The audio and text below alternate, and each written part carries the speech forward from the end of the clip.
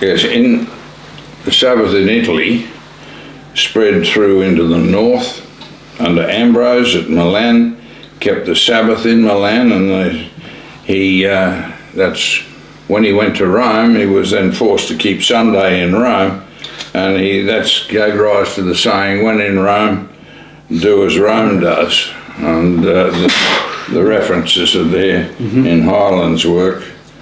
And so the church in Milan from the 4th century, as it was the centre of Sabbath keeping in the West. And that's important. And there was a nucleus of Sabbath keeping in tradition in Europe between Milan and Lyon, which became the centre of the poor men of Lyon, a branch of the Sabbatati, or the Insabbatati, which later became Waldensians. They were termed Waldensians. And the Milan-Lyon nexus was facilitated by Pothimus and Irenaeus from 125 to 203 CE. So all this is early, entrenched, long before Sunday worship was pushed out from Rome. Both were disciples, that is Irenaeus and Pothimus were disciples of Polycarp, disciple of John, and both were Sabbath-keeping. Irenaeus became Bishop of Lyon after the martyrdom of Pothimus in 177 under the persecution of Marcus Aurelius. The church at Lyon and Vienne, reporting on their persecution in 177, and probably as a result of that persecution, argued for clemency for the Frisian Montanists, but they themselves were prudent in their views and not Montanists. See the Catholic Encyclopedia article Montanists in that regard. The Montanists and the prophetess Maximilla or Priscilla prophesied with ecstatic utterances, probably from the influence of the cult of Cybele in Frisia. They and their followers were condemned. Now, Irenaeus was a Unitarian, as was Justin Martyr and all the ante-Nicene apologists. He stated that the church held one constant belief, that is, that there was but one creator of the world, God the Father. You see that in the Ante-Nicene Fathers, Volume 1, Against Heresies, Book 2, Chapter 9, page 369. He stated that the church position was that perfect righteousness was conferred neither by any other legal ceremonies. The Decalogue, however, was not cancelled by Christ, but is always in force, and men were never released from its commandments. That's an important statement of one of the fathers, and he studied under John and knew the people who knew the Christ. Perfect righteousness was conferred neither by any other legal ceremonies, but by the law and the commandments of God. Now we quoted Ezekiel in chapter 20, verse 12, and Moses from Exodus 21:13, referring to the Sabbaths as a sign between God and his people. Right. And that's exactly what it is, the sign between God and his people. The Sabbaths were given as a sign, which was also symbolical. The Sabbaths taught that we should continue day by day in God's service, and man was not justified by them, but they were given as a sign to the people. You see that in page 481. So Ignatius, Bishop of Antioch at the time of Trajan, that's 98 to 117 CE, argues against the Judaizing tendencies of his territory. The tenacious survival and veneration of Jewish institutions, such as the Sabbath, are explicitly mentioned by this author. You see that in the Epistle to the Magnesians. See also Bacchiocchi on that in page 213. It's then hardly conceivable that a radical break from Sabbath keeping had already taken place. It had not. It's obvious that Ignatius was combating Jewish traditional practices on the Sabbath, which was kept by both parties. And that's what is at hand, this oral tradition intruding into Jewish practices on the Sabbath. Right. So it goes through dealing with with Justin Martyr's position on the Sabbath. He was a Unitarian Sabbath keeper. And he introduces the concept of Sunday worship in his dialogue with Trypho. And that really is sort of something that they agree on, don't they? That the Sabbath has to be kept for you to be classed either as a Christian or someone who worships the true God. Yet, these Trinitarians, Catholics, switch it to a Sunday. Yes. And so it doesn't make any difference. Yeah. We know it does. I mean, it's supposed to be the last day. When they got rid of the Sabbath and brought Sunday in from Rome, they weren't Trinitarians at all. Trinitarianism didn't exist until 391, and then ratified in 451 at the Council of Chalcedon. 391 at the Council of Constantinople, 451 at the Council of Chalcedon. And up until then, they were binitarians from the Council of Nicaea in 325. But they were this modalist structure up until then through the 3rd century. But Trinitarianism didn't arise until the end of the 4th century. It didn't exist. There was no such thing as a Trinitarian until the end of the 4th century. And they weren't Sunday worshippers as a rule, except in Rome in the 2nd century. At the end of the 2nd century, they became Sunday worshippers and Easter keepers from Rome, not anywhere else. Yeah, and that was because they started to bring in or introduce Babylonian mystery cult religions and... Yes, from the worship of the god Attis. They brought in... The Attis and Cybele were the two deities, the female deity and the male Attis. They brought in the 1st century BC. They brought in Mithras in 63 BC from Pompey, captured some Cilician pirates and brought them in. So they ended up with these sun and mystery cults in Rome, and they were carting the god Attis around Rome on a sun cross. And that's where the symbol came from, and it didn't come from Christ at all. Christ was crucified or killed on a stauros. He's executed on a stake, not a cross. And that system of the Sunday keepers was from Attis and the sun mystery and sun cults in the Middle East. Pagan symbolism. Yes, and it was Adonis in the East, and then the triune system in Alexandria of Osiris and Isis and Horus. Horus, that's right, yeah. None of them had anything to do with biblical Christianity. Now, the intent of the Sabbaths was understood by the early writers to be spiritual, whereas the Jews tied to the physical, and this is the essence of the debate. The removal of the Sabbath and the substitution of Sunday would have been abhorrent to all of those people. Right, yeah. And that included the people we were referred to earlier in the section as also the Nazarenes also did not observe Sunday, as is supposed by Epiphanius. The Nazarenes, whose existence is the 4th century, is attested to by Jerome, and they appear to be direct descendants of the Christian community of Jerusalem who migrated to Pella. So Bacchiocchi says also. So the church at Lyon under Irenaeus intervened in the Quartodeciman dispute, and you see Butler's Lives of the Saints and also the Passover Papers. He spread early Christianity through much of Gaul and dealt a death blow to the forms of Gnosticism being entrenched there. Lyon at the time, in the time of Pothinus and Irenaeus, was the centre of the church in Gaul and was the centre for conversion. So all of this is extremely important.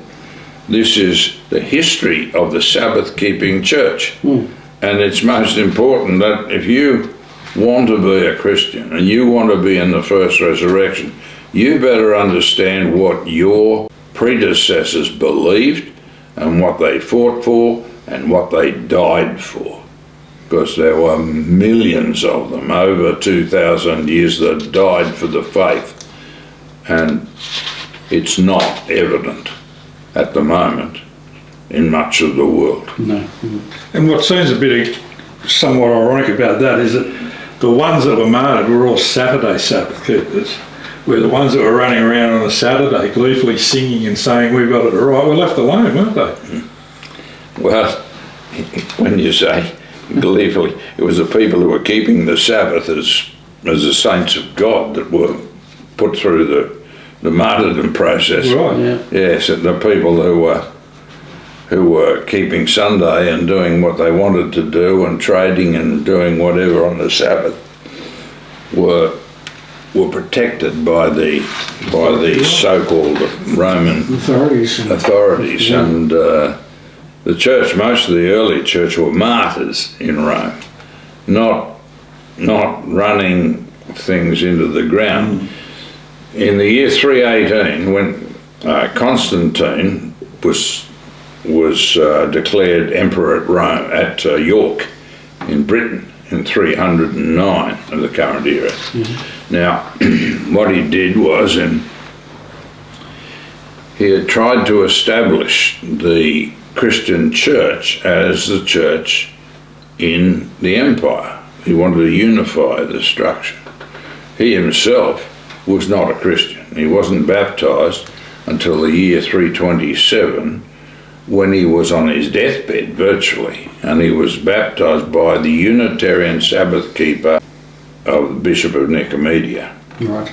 What happened was that in the year 318, Constantine ordered Bishop Sylvester of Rome to meet with the family of Jesus Christ, all of the Desposini. They were called the Desposini, which is a Greek word meaning belonging to the Lord.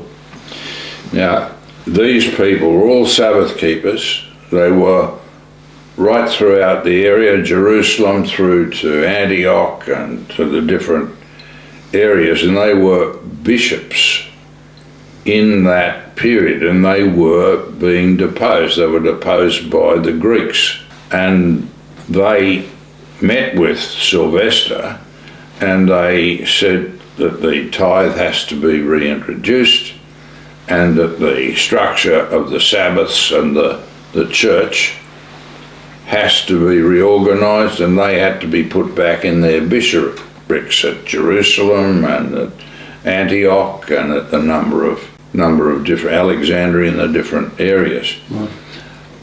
Sylvester then simply arranged for their persecution and extermination, and after 318 they became persecuted by the Roman Church and Roman national systems, so that they were forced into virtual extermination. Wow. And that's Britain. They couldn't touch them because the church in Britain was Unitarian Sabbath keeping, and the royal family, the family of Christ, was actually the royal family of the Welsh system, the British kings right through down until the last of the family of the Welsh princes and kings finished with Rhys ap Griffith in the 12th century. But they're all there, still in Wales and right through into England and across into Ireland and up into Scotland. They're all still there, still existing, all in different branches and families, and they're so widespread you'd have to exterminate the entire British Isles to get rid of them. It's that widespread. Right, wow. And when you look at it, for instance, Neil of the Nine Hostages went across, invaded Britain, named Alba Scotia, Scotland, went into Gaul, nearly booted the Romans out of Gaul entirely and put them back into Rome, brought 200 captives back to Ireland, including St. Patrick, who became St. Patrick of Ireland. He was not a Catholic, he was not a Trinitarian, he was a Sabbatarian, Unitarian leader of the church. And Neil's mother herself was one of a British princess of the line back to Joseph of Arimathea. Right. Yeah. Now, that group, Neil is the father of 5% of the Irish people today. Right? So 5% of the Irish people, through Neil alone, are related back to the Christ. Right. And then they're all over the place, and they went through, and the Scots are also, and through from Northumbria, they became part of the system. They were all related back to these families. When you see in 067c the Hittites in the house of David, you'll see the names of these princes and leaders, and from those names you see whole family structures, names come off the names. Like Afflug, one of the kings is the head of the clan Affleck. Right. And it goes on through all of those areas, so that clans everywhere are now so interspersed, and the structure of Joseph of Arimathea, son of Matthat. Joseph of Arimathea was the 40th son of King David, so that through Nathan. Right. And he was the great uncle of the Christ. From Joseph, I personally am the 50th grandson of Joseph of Arimathea and the 90th grandson of King David. Right. And that's how widespread it is. Yeah. Mm-hmm. And it's spread all through all of our people. Like your mother was an Owen. That's right. They were Welsh. Mm. Yes, Yeah. which is a Welsh which comes from the line back from Joseph of Arimathea. You and I are cousins somewhere back in the lineage. Amazing. And in the same way, we've got many cousins. Yes. in our system. And you look at some of the names that, for instance, Neil of the Nine Hostages, there are different clans, like the O'Neills and the Dohertys, the Higgins, and my great-grandmother is from the Gohagans, which was from Eochigan, which means little horse. He was the third son of Neil of the Nine Hostages, which means that you've got the people are related, and no matter how distantly. And you find that he was from the 4th century, so you probably got people up to the 45th level of cousins, and far closer than that if you come down. Coming back closer, yeah. Yeah. So that is really important stuff. Mm-hmm. Mm. Well, that does. It helps you to understand where all these Sabbath-keeping churches and people went, doesn't it? They went out, but they did actually keep that same Sabbath. Yes. You know, worldwide, they were all keeping the Saturday Sabbath. Yeah. Yes, they were all keeping the Saturday Sabbath, and they were also assisted by heavy concentrations of Jews around Marseille and Genoa over the period of 100 to 300 CE, and you see that in Gilbert's Atlas of the Jewish History, Dorset Press and Map 17. These communities were obviously in contact with the heavy concentrations of Jews in Ephesus and Smyrna. The movements on the Rhine from Marseille to Lyon, to the metropolis and centre of communications with the whole country, is no doubt a result of the Jewish participation in commerce. And the demands of the community are probably what prompted the dispatch of Pothinus and Irenaeus to Lyon from Polycarp in Smyrna. Thus there was a Sabbath-keeping church established in Lyon prior to the persecution of Marcus Aurelius in 177. Right.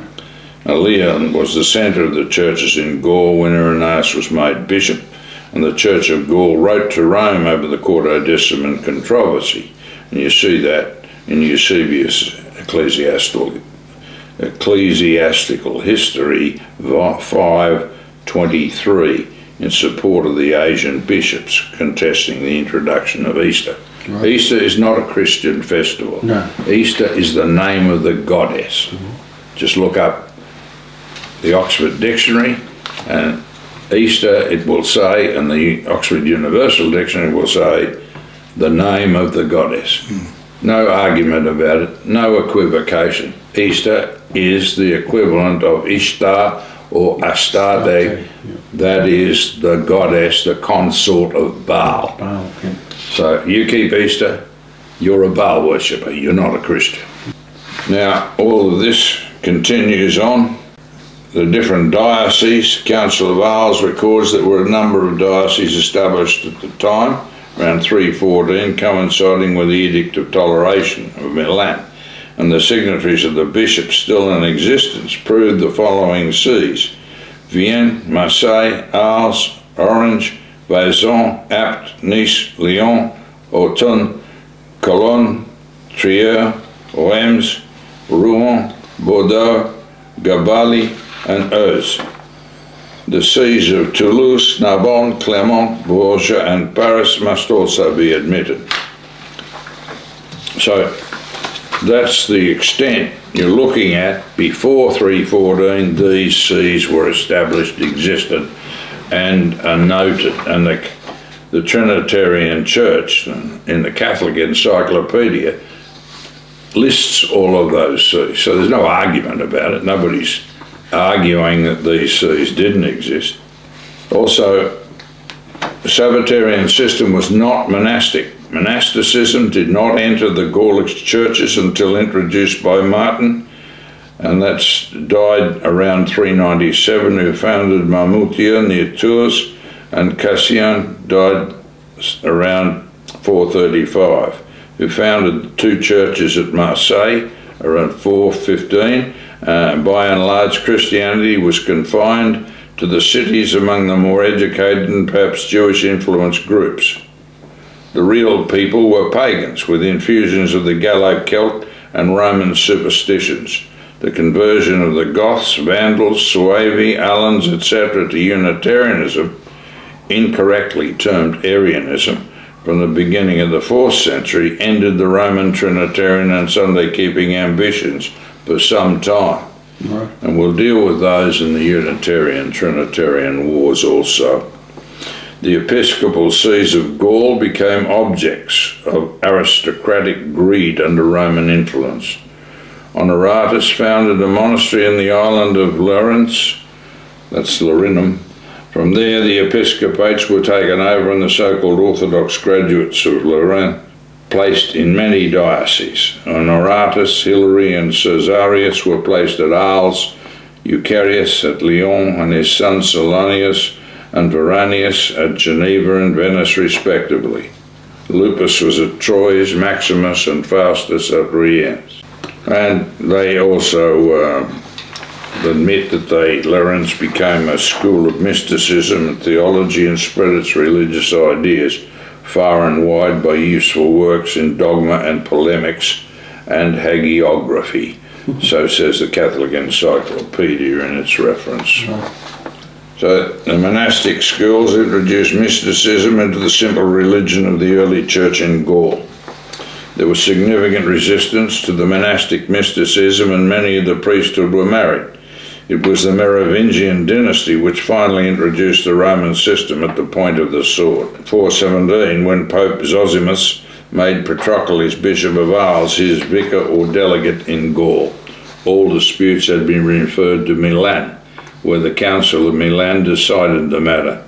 That was the standard way. At Milan, church was established by Ambrosius. That relationship from Milan extended into the Sabbatati or the Valencians, the Valenzas.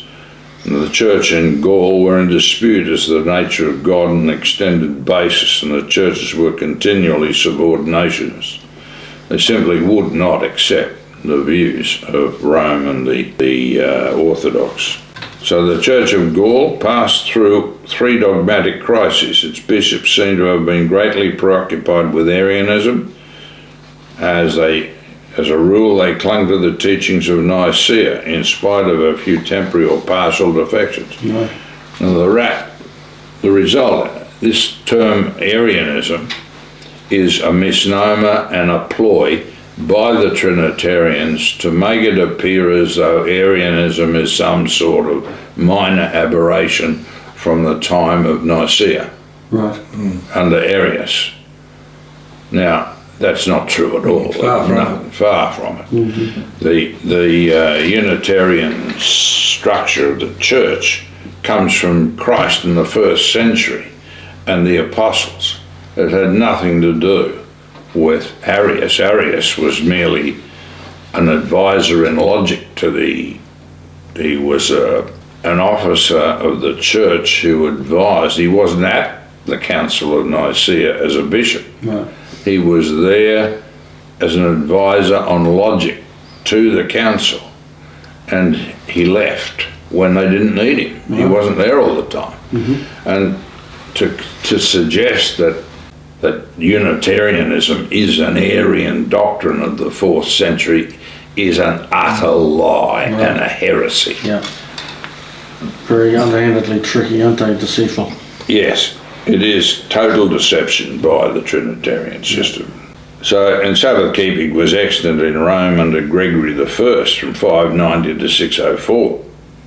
Gregory wrote against this practice, and that's contained in the Nicene and Post-Nicene Fathers, 2nd series, volume 13, page 13.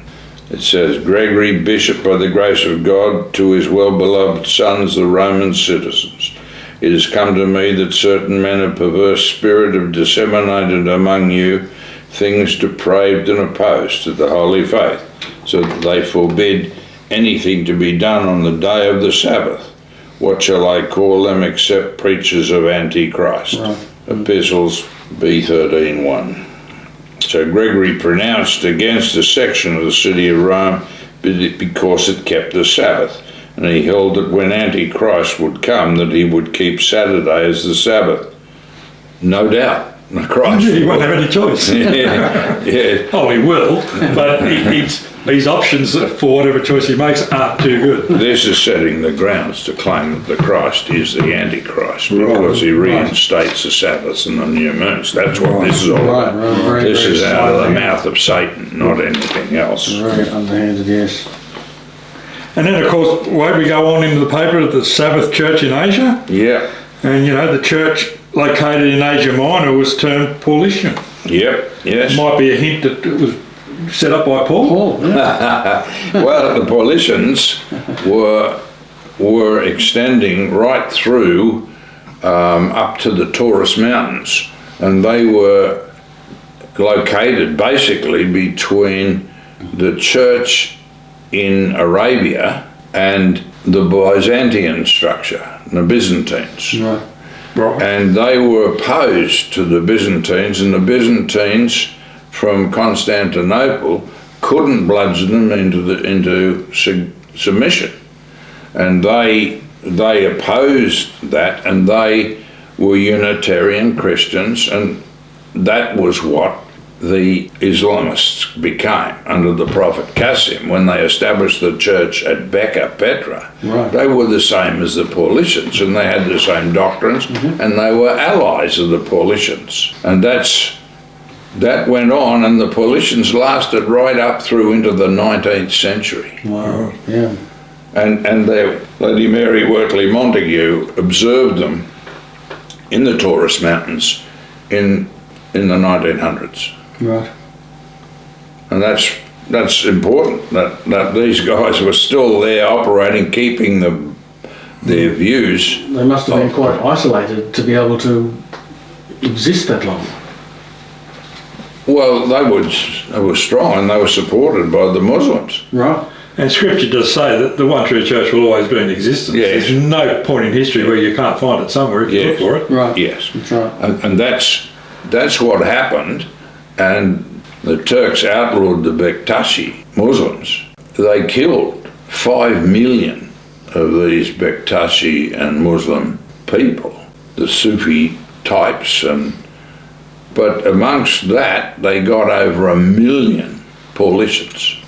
And they killed them in the area through up towards the Black Sea. Right. And it says here that making its appearance first on the eastern borders of the empire and having a natural home in Armenia, Mesopotamia and northern Syria. And then they spread that way into Eastern Europe to establish new centres in the Balkan Peninsula. And they increased in numbers, Wade, the Paulicians, they got quite large, didn't they? Yes, well, as I said, in the 1900s, they killed, there was 1 million of them executed along with the Bektashi. In the 5 million, there was over 1 million Paulicians. Right. And they were Sabbath-keeping Unitarian Christians, and they were protected under the Bektashi.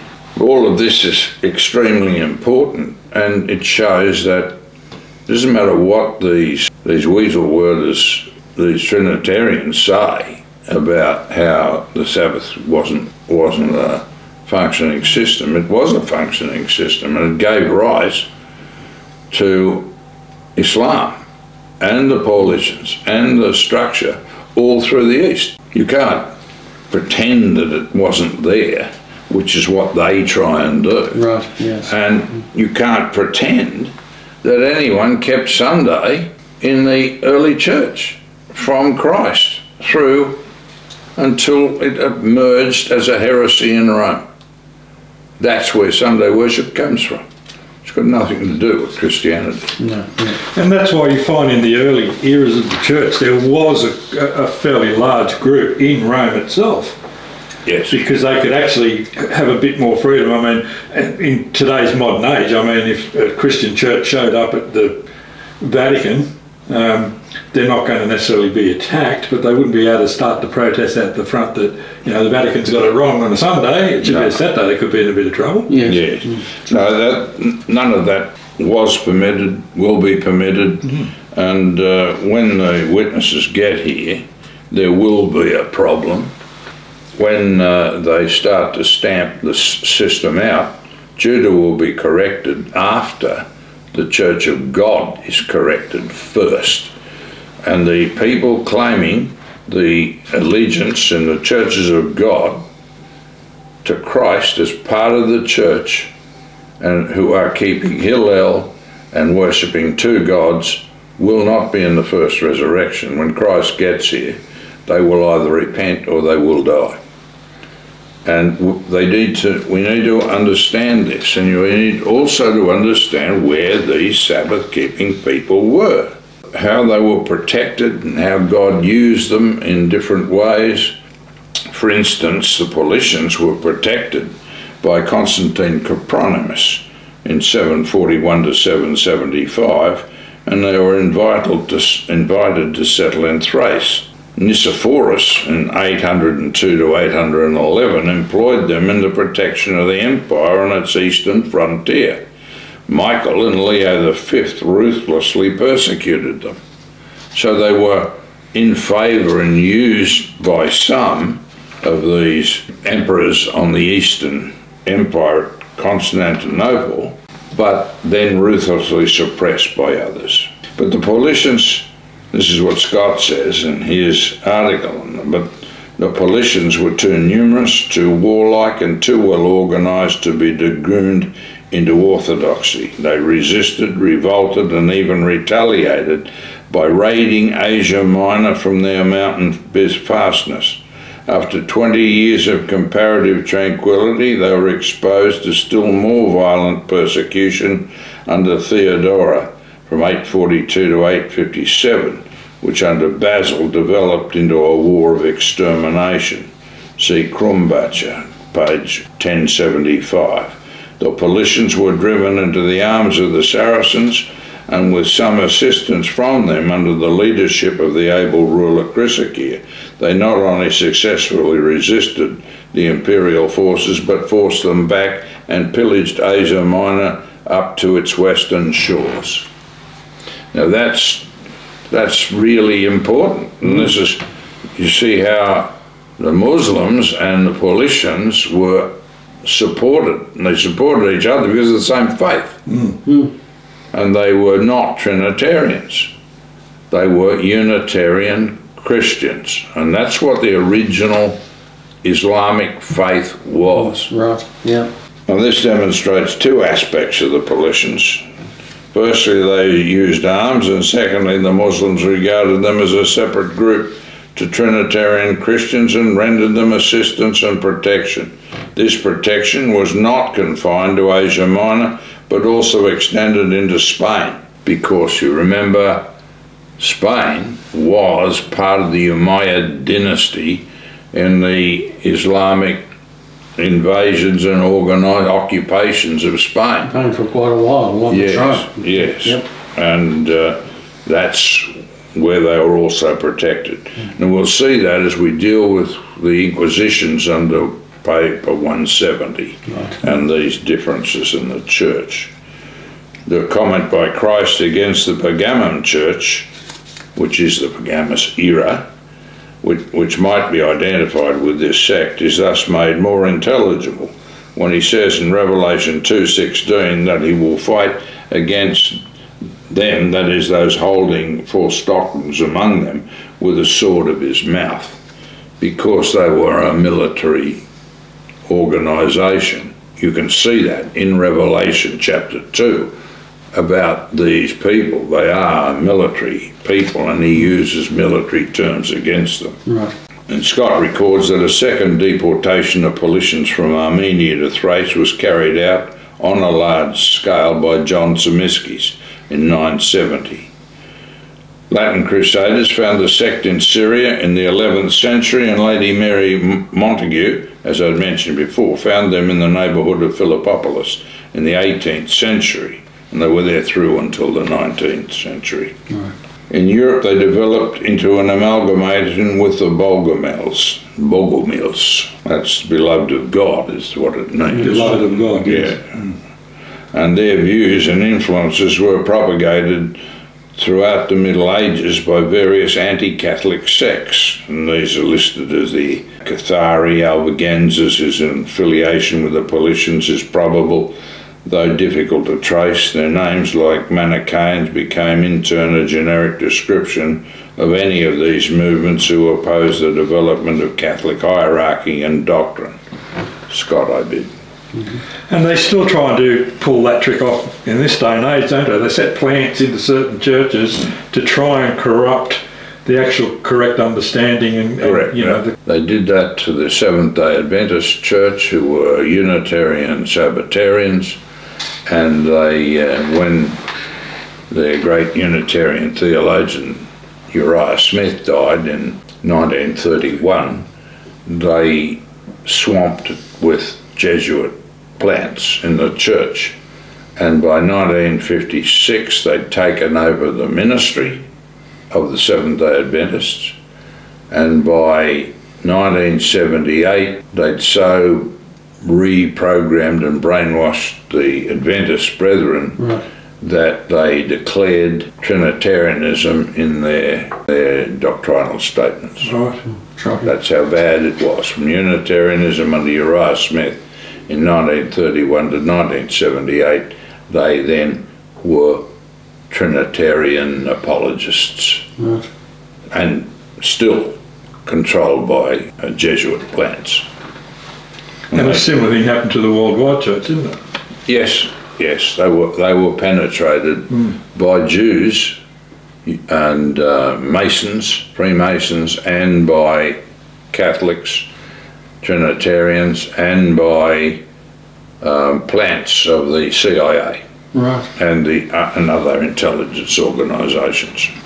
Now we move over to the Eastern Europe and expansion of the Sabbath keeping. Yes, yes. I think the text's worthwhile noting that we go on through dealing with the Piffleys of Flanders and the Publiani and various other things, but it's important that you follow this through the notes. And there are Sabbath keepers all over the world. Yeah. Now, East European Sabbath keeping was quite significant. We can see that develop, and they moved from Thrace into Albania and Bulgaria with the Paulicians. In the 9th century, this dispute had erupted in Bulgaria. It's noted that Bulgaria, in the early season of its evangelization, had been taught that no work should be performed on the Sabbath. And that's, you see the references there. Aphiles' work on volume 4. Bulgaris, ruling prince of Bulgaria, wrote to Pope Nicholas I on a number of questions regarding this matter. In answer to question 6, rebathing and work on the Sabbath, he replied, bathing is allowed on Sunday. Question 10, one is to cease from work on Sunday but not also on the Sabbath. That's in Aphiles' work. Nicholas was declared excommunicated by a counter-synod in Constantinople. Photius, Patriarch of Constantinople, accused the papacy. Against the canons, they induced the Bulgarians to fast on the Sabbath. Photius. And that's dealing with Hergenrother. The Sabbath question became a bitter dispute between the Greeks and the Latins. And Neil commented on this in regard to the split in 1064, the history of the Holy Eastern Church. The Athenians, or the Athengani of the 9th century, were held by Cardinal Hergenrother to have stood in intimate relation with Emperor Michael II from 821 to 829, and he states that they held the Sabbath. And the Athengani were a sect in Phrygia and were referred to as Melchizedekites by Timotheus of Constantinople in his reception of heretics. And you see that in the ERE, under sects. Whiteley says that they observed the Sabbath day as they touched nothing. They touched no one. They were popularly called Athengani. This reads as if they observed the Jewish rules of cleanliness, but the information is too scanty to trace their origin and tenets. Now, after the defeat of Chrysocheir, leader of the Paulicians in the 9th century, and the destruction of Tefraki, their stronghold, they were decimated and dispersed, and they existed in scattered communities in Armenia, in Asia Minor, and especially in the Balkan Peninsula. In the middle of the 9th century, they experienced revival in Armenia under Simbat, who according to Conybeare, may have been the author of the Key of Truth.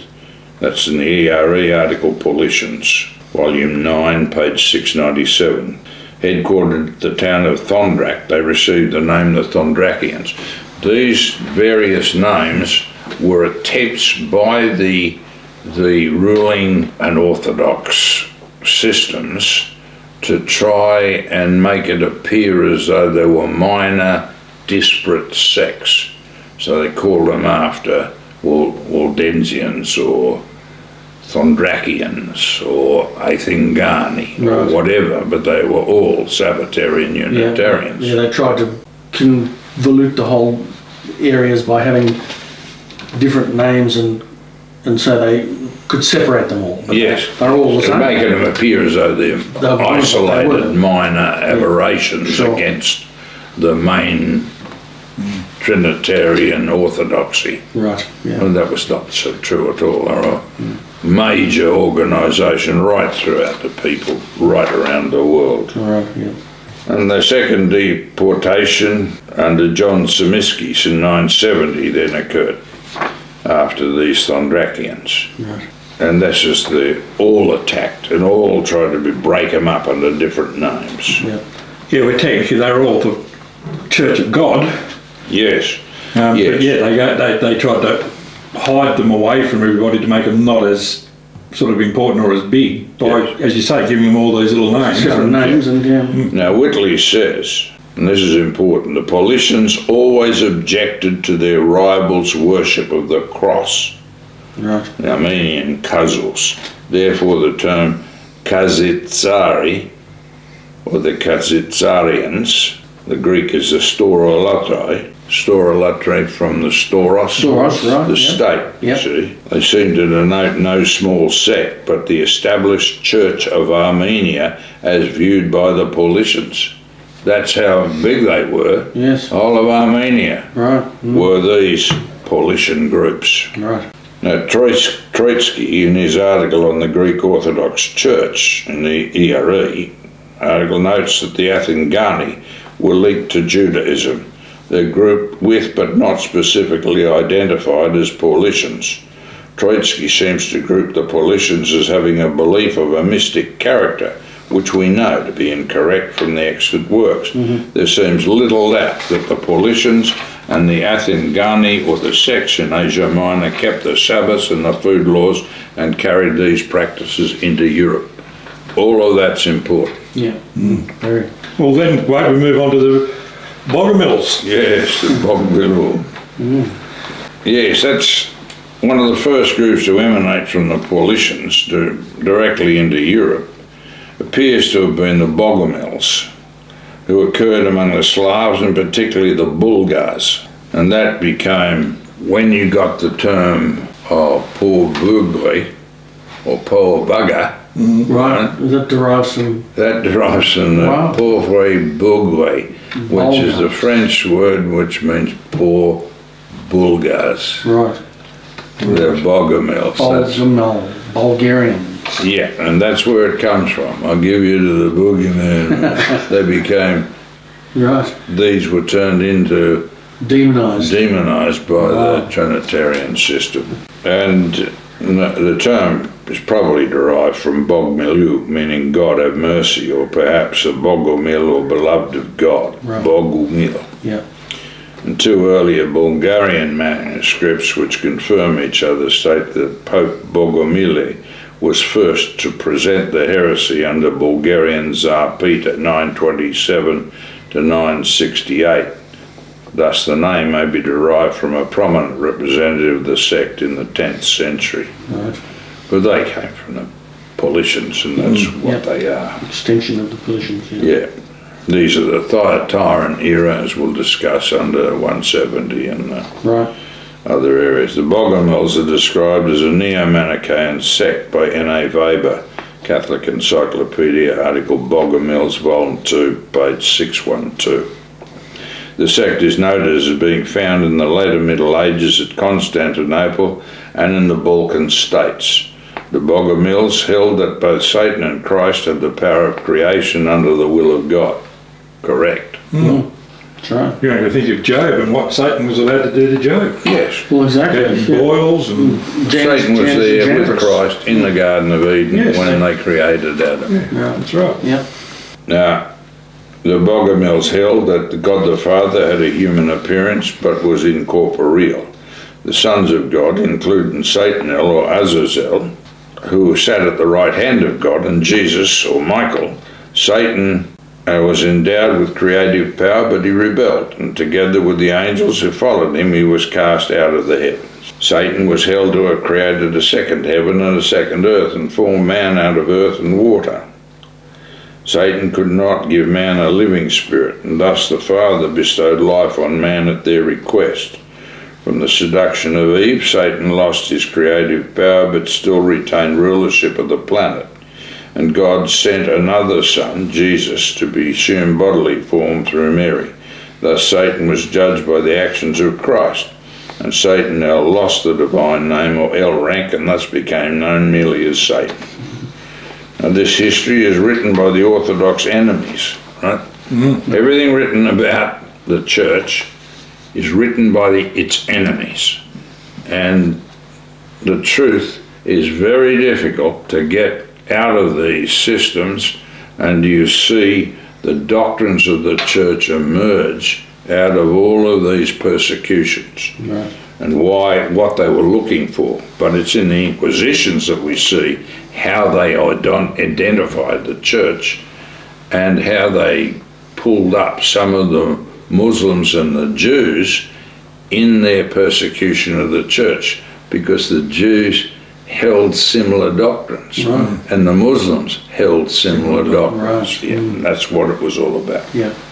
So the concept is that ultimately the only surviving person in heaven is God the Father, both Christ and Satan being absorbed, and this is the concept of God becoming all in all. The concept is perhaps explained away in simplistic terms by the Orthodox because it does not comply with the soul doctrine. And that's the important thing. The soul doctrine was an accident among these people, Right. and they didn't agree with the Orthodox soul doctrine concept, nor with heaven and hell, nor with the structures of the Orthodox at all. Now, Weber wrote, he was a Catholic writing on this, he claimed that the Bogomil rejected the Old Testament other than the Psalter and the prophetical books, and it appears to be based on Euthemius. You see also Powyk's comments, which we've located, and where there are 52 heads of belief, and the main listed by Powyk and summarised is as follows. The rejection of the Mosaic books.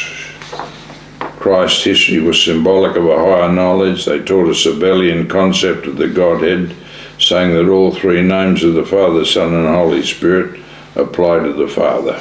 In the end, all three spirits have done their work, will flow back to the Father. The concept of all flowing to the Father is not just confined to a Trinity, as Euthemius would assert, from the concept of the union of the host. The satanic creation was extended to the law, which begat sin. God intervened in the world and dispatched the angel Michael as the Logos, which became Jesus Christ. That was the doctrine of the church for many, many centuries. The Holy Spirit was held to be only in the elect, which they equated with the Bogomili. And that's what we believe today. The Holy Spirit is held only in the baptized elect. Yeah.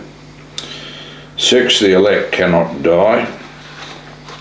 7, the temples of the church were the temples of demons, but they permitted worship there out of expediency.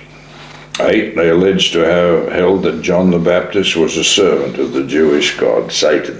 Would be absolutely incorrect, and that's not a doctrine of the churches of God ever.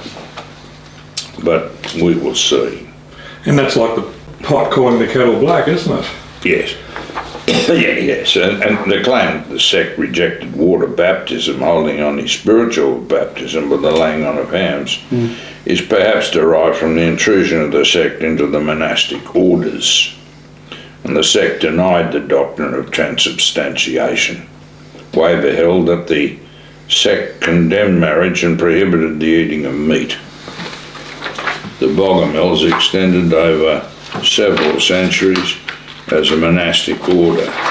As their writings were burnt, what is known of them seems to be derived from Euthemius Zigabenus, who died 1118, in chapter 27 of Panoplia Dogmatic, in which he refuted some 24 of the alleged heresies under 52 heads, coming from Powyk. So Weber considers the Bogomili may have developed from the Euchites, probably from the dualistic nature of their doctrines. They were also called Massalians, whence they derived their asceticism.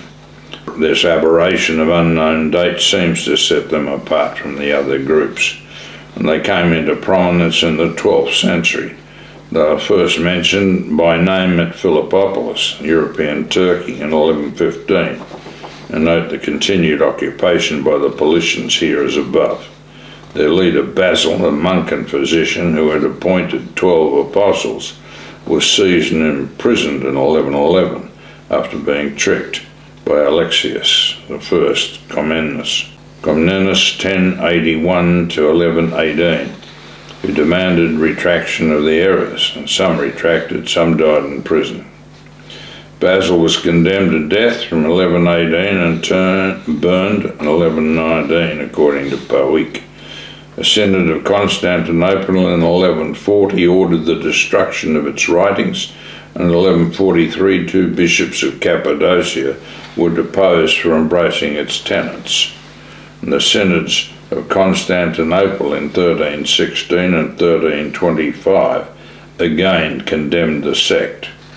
The Bogomili remained until the conquest of the Balkans by the Turks in the 14th and 15th centuries. What appears, in my view, what appears to be the case is that the Paulician doctrines were not only existed in the societies to which they were transported and in the Slavic communities which surrounded them, but also they were adopted within monastic orders, where they became distorted by the monks, but nevertheless anti-Catholic. The Bogomil doctrines as presented represented divergence from the other sects derived from the Paulicians and indeed from the doctrines of the Paulicians themselves. It is thus incorrect to assert that the sect found among the monastic order as Bogomils were in fact the general groups of that name, which spread among the Slavs and across Europe. The mean view of the doctrines can best be found from a comparison between the Paulicians and the European sects which were influenced by them. The subordinationist or anti-Trinitarian sects were to spread across Europe, and the sects were known by various titles. Well, and also we've got a section here on the Waldensians, and again they seem to be a significant part of the church history, don't they? Yes, right, very important. Very important. And they were located way down in the southern French Alps area, were they? Yes, the Valenzas, and on into southern Spain, into northern Spain. They were spread, in the end, they spread all over Europe. There were the Sabbatarians in Transylvania, weren't just another branch of these, so they're into Eastern Europe, right, up in Transylvania. Yeah. They're the same views and doctrines, and they were just another branch of the Waldensians. Right, or the Paulicians. The Paulicians, they were a similar branch. Right. They were all Sabbatarian, Unitarian, keepers of the laws of God. Right, and moving into more recent times. Yes, as yes. The rest of the church eras. They used full adult baptism. They denied this infant baptism, and they denied the heaven and hell, and they denied Sunday worship, and they kept the Sabbath and the feasts and the food laws. And we know from the Sabbatarians in Transylvania that right up through until the 19th century, they were keeping the Sabbaths, they were keeping the food laws, they kept the new moons, they kept all the feasts, they kept the wave sheaf, they kept all of that structure through, and it was important that they kept everything we do. When you look at, and we've translated the Rabbi Cohn's work from the German into the English and written a foreword on it so that we know exactly what they believed and taught. And it's exactly the same as CCG doctrines. Wonderful. What we teach is exactly what they teach. And what we did notice was that one of the United ministers did a synopsis, so-called translation of some of their doctrines, and he deliberately left out the new moons out of the listing of the doctrines of the church. Right, yes. Because they didn't keep them in United, did they? Right. And it's interesting that, it says the Sabbath is a sign, and they all equate that to Saturday. Yeah. They forget about the new moons. Yes. Which are actually a new moon Sabbath. The new moon is a Sabbath, yes, and always has been in the Church of God. And that's important, that we understand the new moon is a Sabbath, standing alongside and equal to the weekly Sabbath. This history in the Waldensians is extremely important in dealing with what was happening through the Vaudois, and that's where they got the name, the Vaudois, Valenzas, and Waldensians. It came from Valenzas, not from Peter Waldo, right, who became one of them. Yeah.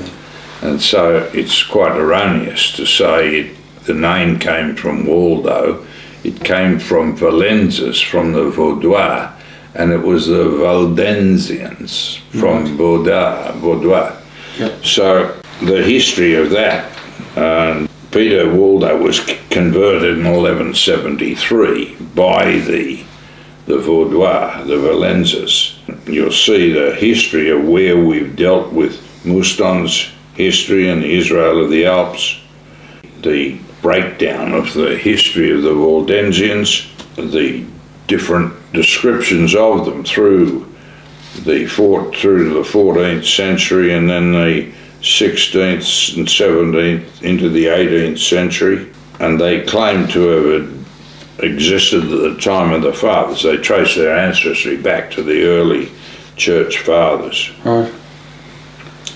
And all of that is listed in this text under the Waldensians or Waldenses, and you'll see all of that historically. And if you haven't read it, then you're not really interested in the history of your own church. And all of that is important.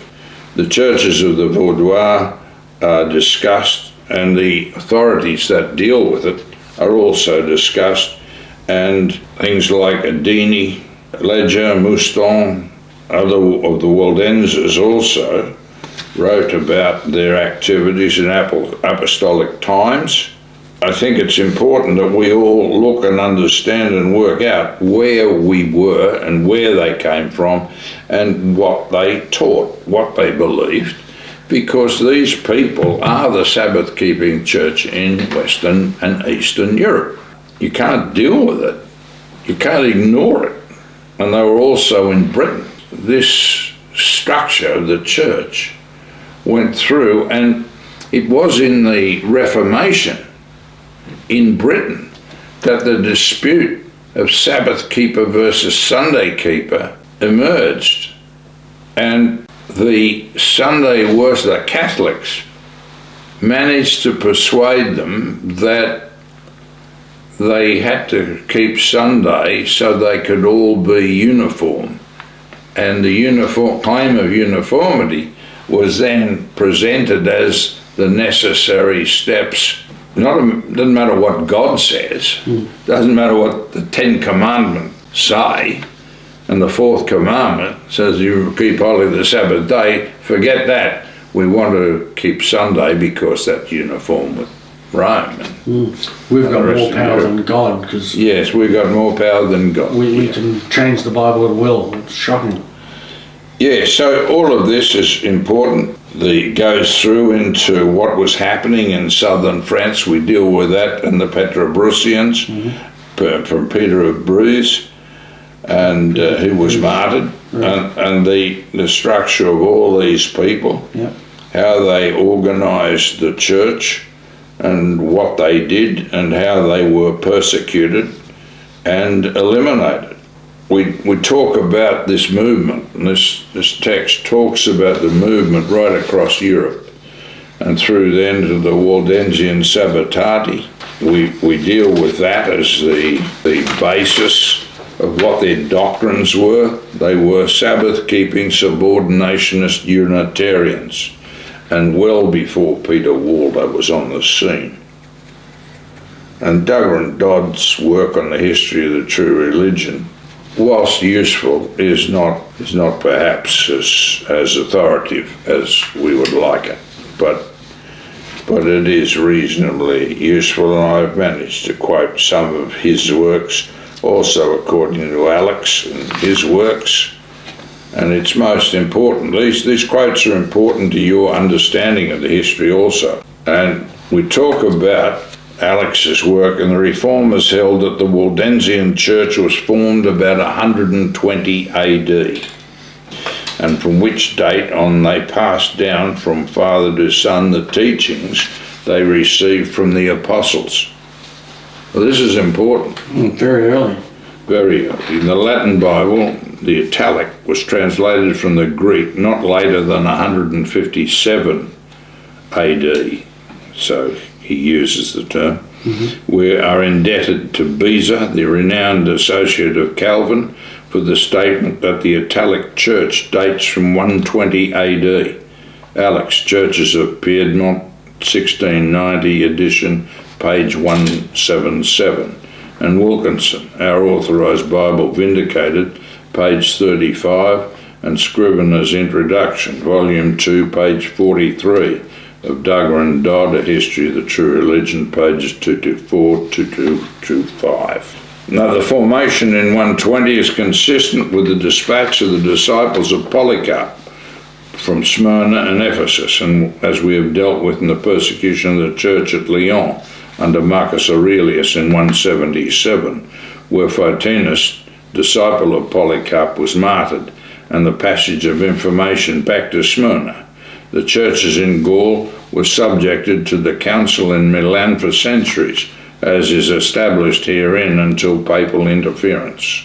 Duggar and Dodd also note, page 226, that Atto, bishop of Veruli, had complained of such people 80 years before the year 1026 AD, and so had others before him, and there is the highest reason to believe that they had always existed in Italy.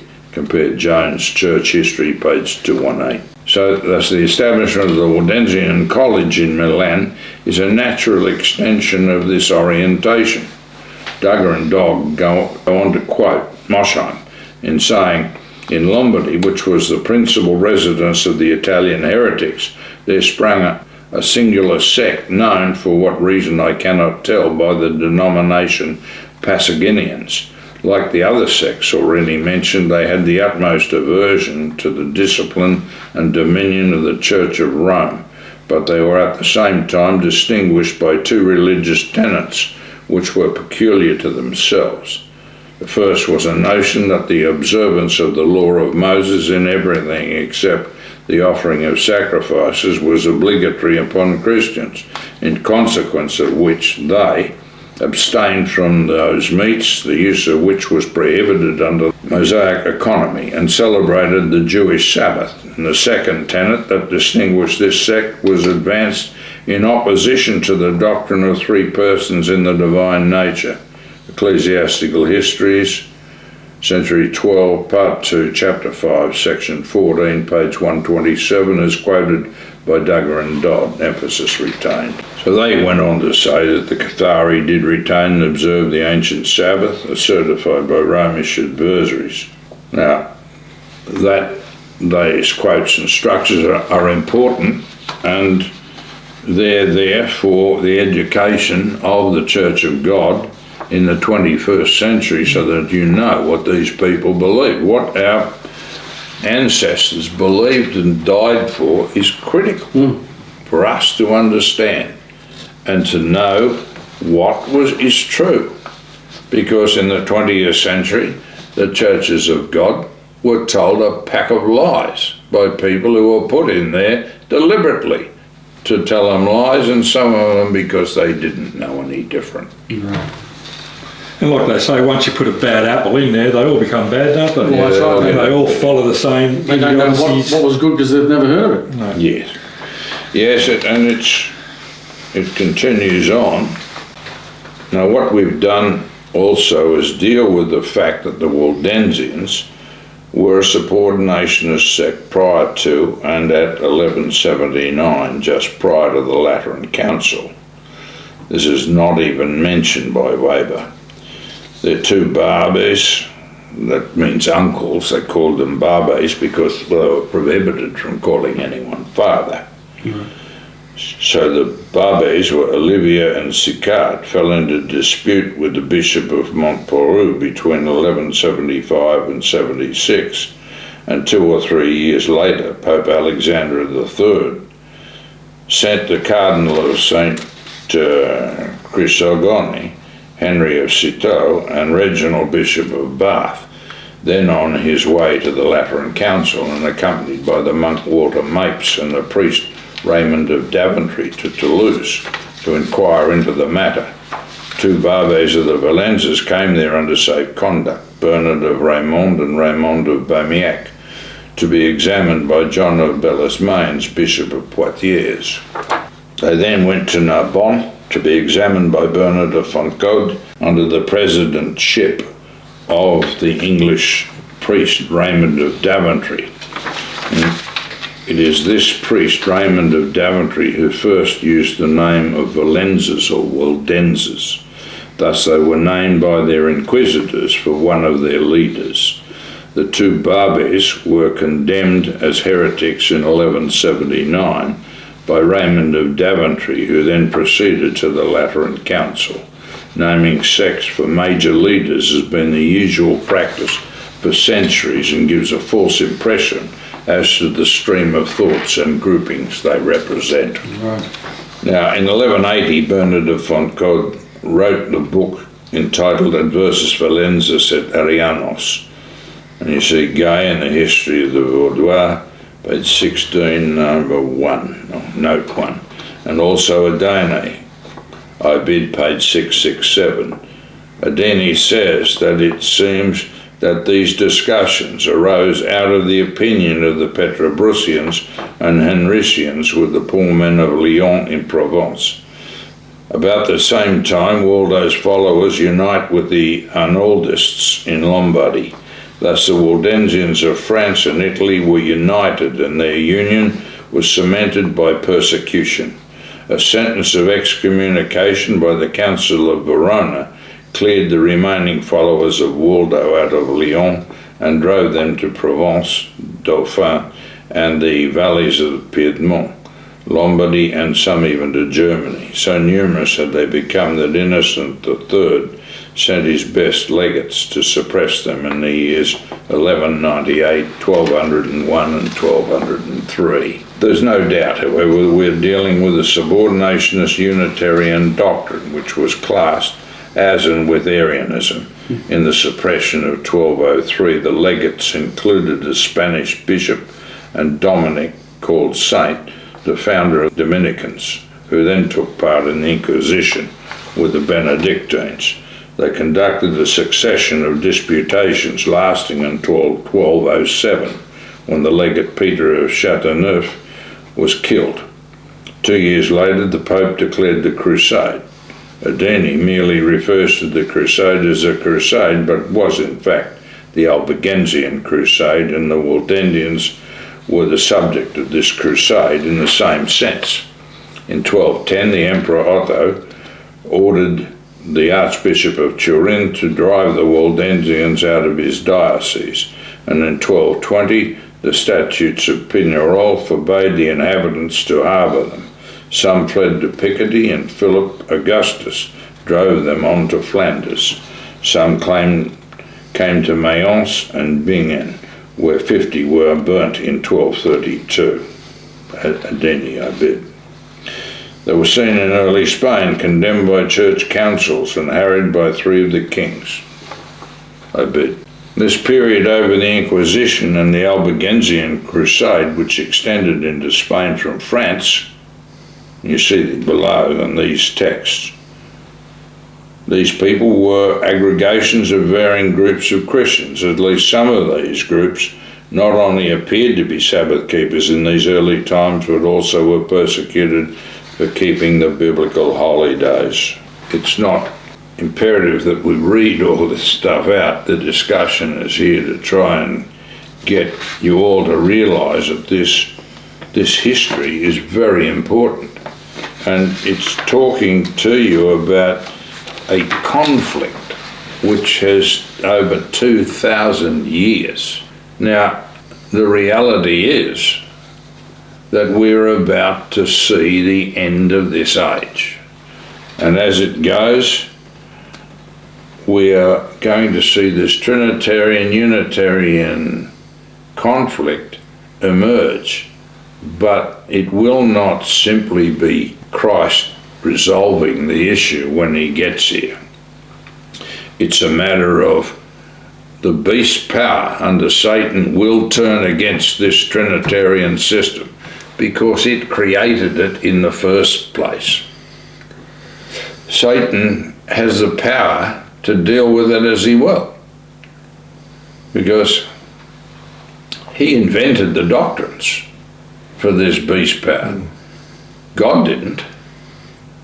And if you don't keep the laws of God and the testimony and faith of the Christ, you're not part of the elect. You don't have the seal of God on your forehead.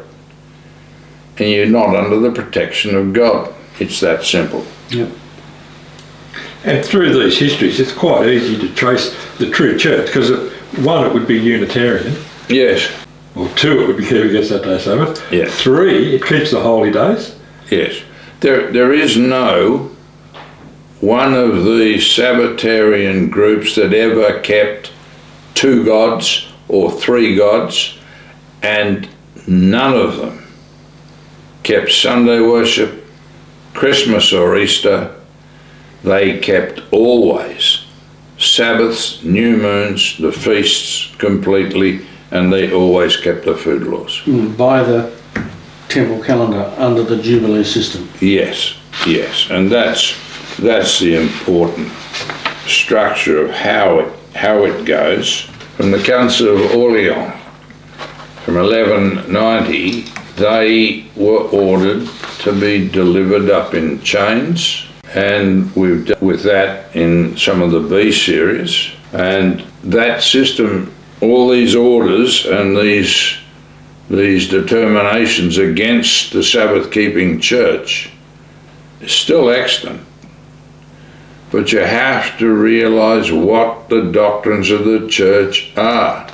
And you have to realise that the doctrines in the 20th century under the Sardis and Laodicean systems are not correct doctrines. And that for that reason, those people will not enter the first resurrection. They have to repent.